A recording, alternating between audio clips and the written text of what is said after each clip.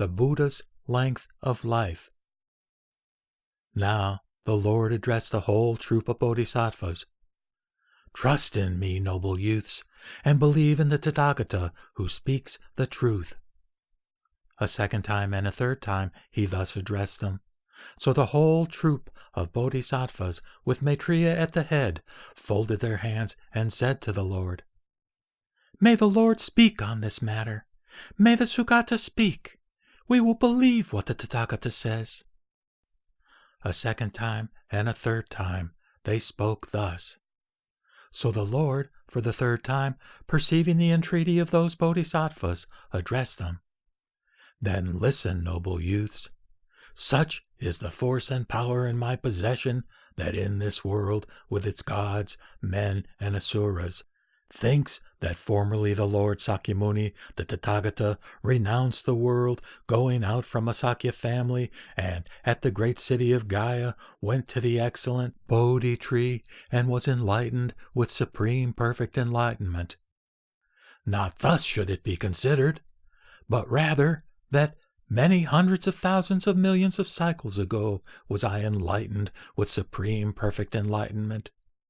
Since that time, noble sons, when in this Saha universe I have taught the doctrine to beings, and in other hundreds of thousands of millions of universes, and the intermediate Tathagatas, Arhats, perfect Buddhas, beginning with Dipankara, have been praised by me for the sake of their attaining nirvana. These things have been produced by me through my method of teaching the doctrine with skill and devices.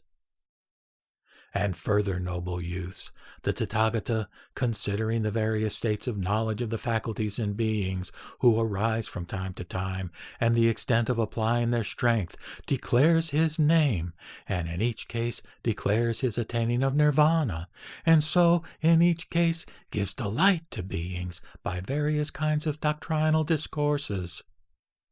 In that case, noble youths, the Tathagata speaks of beings of various dispositions, whose roots of goodness are few, and who have many depravities, and says thus, I am young, monks.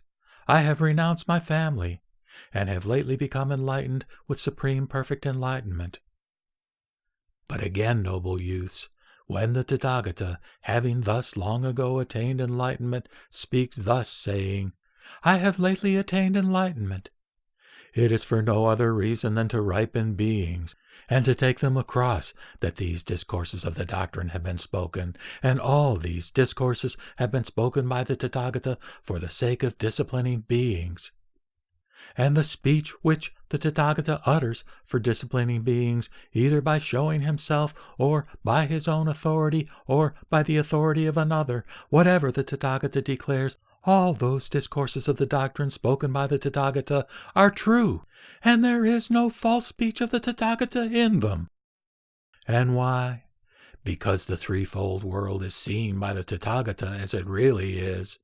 It is not born, it dies not, it passes not away, it arises not, transmigrates not, it attains not nirvana. It is not real, not unreal, not existent, not non-existent, not false, not unfalse, not otherwise, not thus. The threefold world is seen by the Tathagata not as ignorant common men see it. The Tathagata has the nature of seeing things directly. Surely, in that case, he has the nature of being without confusion. Herein, whatever speech the Tathagata declares is all true, not false, not otherwise. And further, to beings with various modes of life, various pursuits, who act with various ideas and fancies, for the sake of producing in them the roots of goodness, he declares to them different discourses of the doctrine, with different principles. For what has to be done by the Tathagata, that the Tathagata does. Having long ago attained enlightenment, the Tathagata ever stays with unlimited length of life. The Tathagata, without having attained nirvana, makes a show of attaining nirvana for the sake of those who have to be trained. And not even today, noble youths, is my ancient course as a bodhisattva completed, nor is the length of my life fulfilled. But again, even today, twice as many hundreds of thousands of millions of cycles will be required for completing my length of life. Again, noble youths, though not attaining nirvana, I now announce my attaining of nirvana. And why?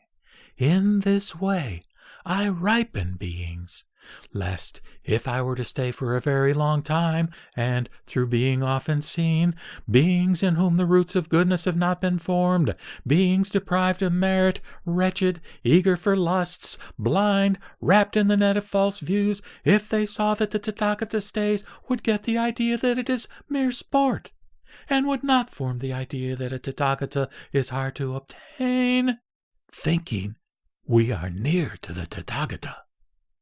They would not exercise energy to escape from the threefold world, and would not form the idea that a Tathagata is hard to obtain.